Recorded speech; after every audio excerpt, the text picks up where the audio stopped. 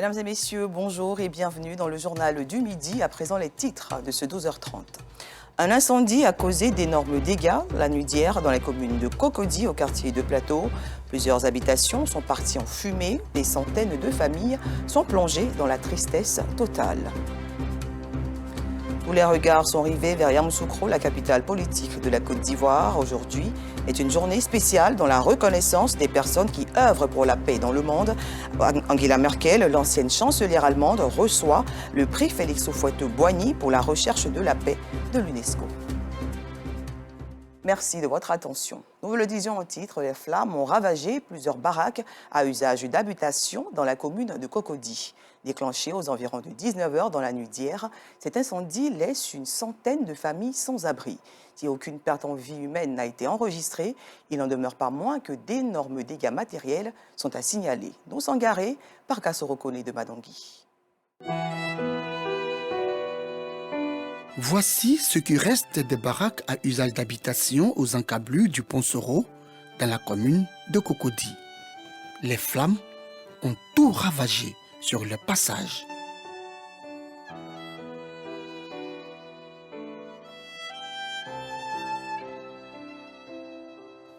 Si aucune perte en vie humaine n'a été enregistrée, l'on dénombre cependant de nombreux dégâts matériels. Nous avons été alertés aux environs de 20h et lorsque nous sommes arrivés, nous avons constaté un feu suivi d'un embrasement généralisé avec beaucoup de fumée. Il y a 2 engins d'incendie qui ont été engagés. Nous avons automatiquement circonscrit le feu au moyen de 2 petites lances et une lance-canon. Aïchatou est l'une des victimes de cet incendie. Déboussolée, elle et ses 4 enfants passeront la nuit à la Belle Étoile. J'étais là à laver mon maïs. Demain même, là, il a amené pour vendre au marché. J'ai soulevé ma tête. Il y a une de mon fils qui a dit maman, voici le feu qui sort là-bas. Je regarde, d'ici, il y a un élevé bagage là. Tout est gâté. On ne peut rien prendre. Tout. Nous tous, même, on a fui, on est sortis pour aller s'asseoir là-bas. On ne sait pas où on va aller. Même petit, on n'est pas sorti à l'état. Tout est brûlé. Outre les habitations, plusieurs magasins sont partis en fumée. Revenu sur les ruines de son magasin de peinture, Oumarou est à la recherche d'un hypothétique bien. J'étais assis dans le magasin ici avec madame. Donc on partait à la maison. Ah bon, comme je vois que c'est un peu tard, il y a de l'argent qui était sous moi. Je dis, bon, comme c'est un magasin, c'est mon magasin. Je garde l'argent. Le matin, je prends par les pieds des achats. Donc je suis arrivé à la maisonnette, je vois mon téléphone sonne et je vois un appel pour travailler au pont Soro. Donc je lui demande qu'est-ce qui se passe, il me dit que nous ici tout est brûlé, rien ne reste. J'ai emprunté un taxi rapidement pour venir et heureusement je n'ai rien trouvé ici. Pour l'heure, l'on ignore les circonstances de l'incendie. Seules les enquêtes pourront élucider les faits. Déclenché aux environs de 19h dans la nuit d'hier à aujourd'hui, cet incendie laisse une centaine de familles sans abri.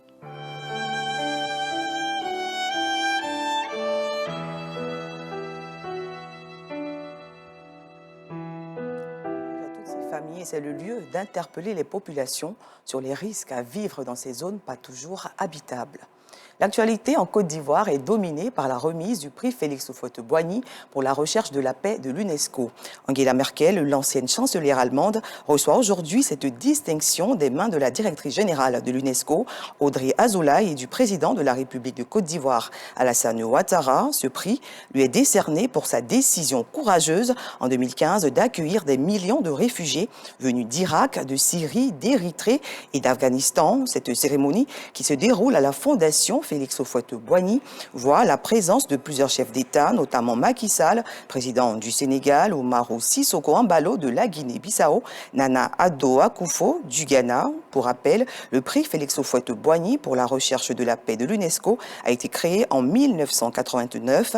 Il valorise et met en lumière des personnes, des institutions ayant contribué de manière significative à la promotion, à la recherche, à la sauvegarde ou au maintien de la paix, conformément à la Charte des Nations Unies et à l'acte constitutif de l'UNESCO. Retour à Abidjan, précisément dans la commune de Cocody. Ce quartier abrite un célèbre carrefour appelé La Vie. Point de jonction des véhicules provenant de plusieurs communes d'Abidjan, ce carrefour est devenu le lieu par excellence de l'incivisme et de l'indiscipline des transporteurs, et ce, malgré la présence des agents de sécurité. Une situation déplaisante pour les usagers qui se sentent en danger. Indignés, nos reporters Clarisse Kanyala et Parga Sorokole de Madangui attribuent des cartons rouges. Reportage.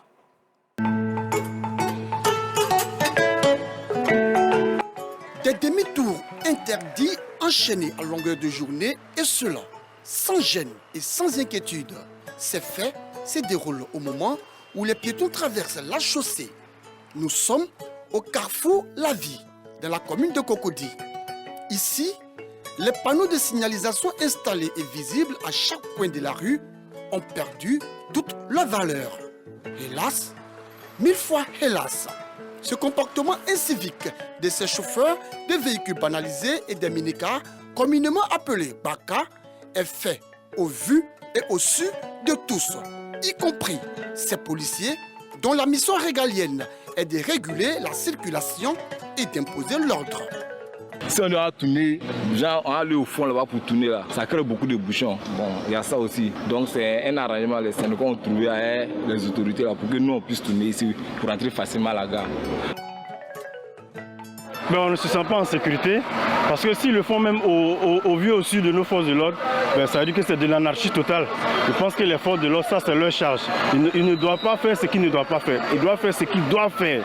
Au lieu de laisser les gens tourner comme ça, ce serait mieux qu'ils fassent preuve, n'est-ce pas, de ce qu'on leur demande de faire. Quand on dit qu'on est agent des forces de l'ordre, on ne doit pas laisser un tel véhicule tourner sous ses yeux. Chaque jour, c'est la peur au ventre que les usagers s'aventurent sur ces voies du carrefour La Vie, où des chauffeurs de transport en commun, sans crainte, font de fausses manœuvres. Ils n'ont peur de personne. Ou si vous voulez, il n'y a rien en face. C'est pas tous les jours on tourne là-bas. Mais souvent les policiers me sont là-bas. Au carrefour La Vie, ce sont les transporteurs et les syndicats qui font la loi. Non seulement l'on roule à vive allure, sinon à tombeau ouvert, puis l'on stationne comme on veut, quand on veut. Regardez par exemple, en plein feu rouge, ils obligent leurs passagers à descendre de leur véhicule, mettant ainsi leur vie en danger.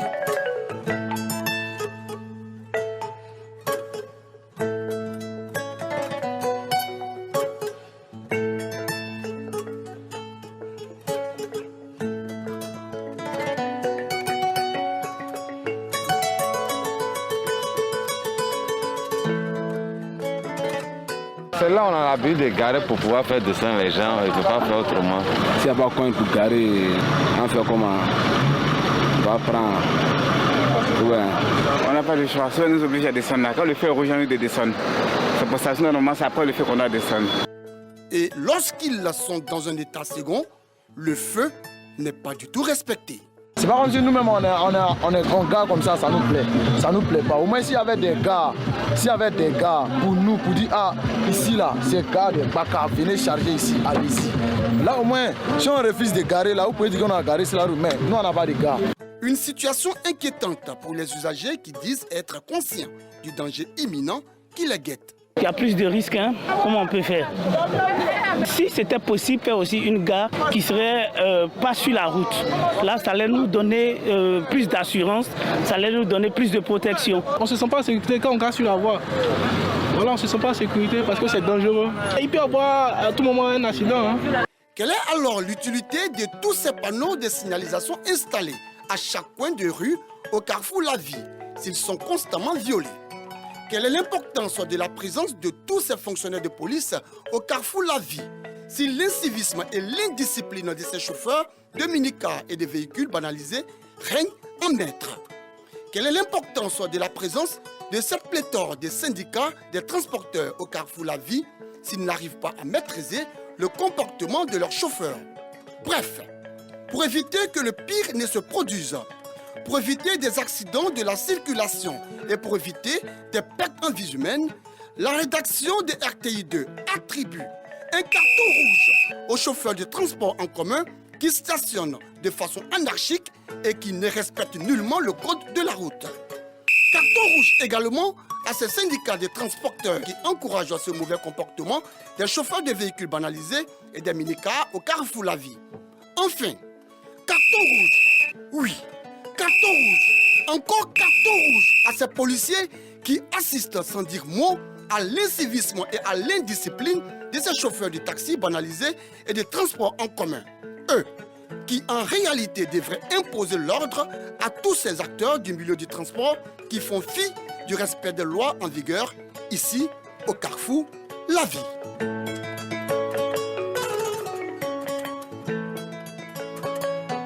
Rappelons que nous sommes en plein dans la semaine de la sécurité routière décrétée par le gouvernement ivoirien depuis le vendredi 3 février 2023.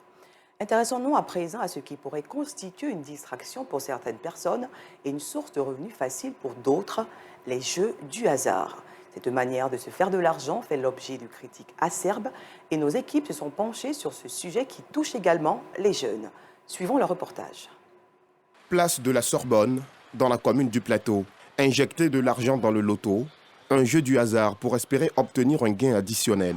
C'est le quotidien de bon nombre de personnes ici, comme partout dans le district autonome d'Abidjan. Après sa pause, Ange Parfaite, venue de la commune de Yopougon, procède à la mise en place de son matériel de travail avant de recevoir ses clients qui l'attendaient. Un business juteux, selon la jeune dame. Ça fait maintenant, je peux dire, 2 ans. 2 ans que je gère la machine. Par jour, je peux avoir au moins 5 personnes qui gagnent. Souvent, au-delà de 5 aussi. Les jeunes ne sont pas trop, c'est les adultes qui jouent plus. C'est un bénéfice, c'est-à-dire le pourcentage, quoi. C'est un bon business. Joël, un habitué des jeux du hasard, se rend cet après-midi à 16h précises chez une gérante et opte pour la formule du loto à double chance. Il décide de tirer au sort les chiffres 71, 34. C'est un plaisir pour moi et puis le jeu me plaît. Ça, je me retrouve dedans parce que je joue régulièrement, je gagne. Je ne gagne pas toujours, mais en tout cas, je m'en sors. Je joue aussi avec plaisir et modération. Par semaine, je peux gagner 2 à 3 fois par semaine, dans le mois, plusieurs fois. Il faut reconnaître que le jeu du hasard apporte beaucoup à la jeunesse. Aujourd'hui, comme ça, avec 100 francs, quand vous jouez, vous avez la possibilité de gagner plusieurs fois. Plus tard dans la soirée, Joël nous apprend que ses numéros choisis lui ont permis de gagner la modique somme de 24 000 francs. Autre commune, autre avis. Non loin du carrefour à l'Ocodrome, dans la commune de Cocody, Jacques, tout comme Joël, a beaucoup de succès avec les jeux du hasard. J'aime beaucoup jouer, j'aime beaucoup calculer, surtout même calculer là, ça fait vraiment une partie peut-être de mon métier. Pas pour dire mon métier, mais je vais pour ça. À la différence de Jacques, Méné Yapi préfère éviter les points de loto qu'il juge inopportuns. J'ai essayé plusieurs fois, ça n'a pas marché. Bon, j'ai laissé tomber. Il voit les gens jouer de temps en temps, mais moi, en ce qui me concerne, bon, ça ne me profite pas. Plus il perds, donc là, il a décidé d'arrêter. Bon, je ne suis plus intéressé, ça ne faut pas avantageux, ça risque de m'appauvrir. Les jeux du hasard, même s'ils permettent aux adeptes d'obtenir par moments des gains, restent une pratique en contradiction avec la foi chrétienne et musulmane qui déconseille la facilité. Les jeux du hasard se présentent aujourd'hui comme une activité qui plonge plusieurs personnes dans une addiction bien plus coûteuse pour les bourses de ces derniers. Ouvrant la page de l'international au Mali, 2 policiers et un gendarme ont été tués hier soir dans une attaque perpétrée par des hommes armés non identifiés contre le poste de contrôle de Nara dans le sud-ouest du pays. Signalons que la veille de cette attaque, l'armée malienne avait mené une opération spéciale contre un groupe terroriste dans la région de Mopti au centre du pays. En République démocratique du Congo, au moins 3 personnes ont été tuées hier lors de l'attaque d'un convoi de l'ONU dans l'est du pays. Une nouvelle action hostile à la force onusienne accusée par la population d'inefficacité face aux groupes armés. Les casques bleus revenaient d'une mission de ravitaillement à Kiwanja, ville située au nord de Goma, où ils se rendaient accompagnés par des militaires congolais. Et en Turquie, le bilan du violent séisme de magnitude 7,8 qui sévit depuis lundi dernier s'alourdit. L'on dénombre aujourd'hui plus de 11 000 morts. L'aide internationale est très attendue. Au total, quelques 23 millions de personnes pourraient être touchées par ces séismes selon l'Organisation mondiale de la santé. L'institution promet son soutien sur le long terme après l'envoi d'aide d'urgence. Le mauvais temps qui plane sur le pays complique la tâche des secours et rend le sort des rescapés plus amer. C'est la fin de ce journal. Merci de l'avoir suivi. Les programmes se poursuivent sur RTI2.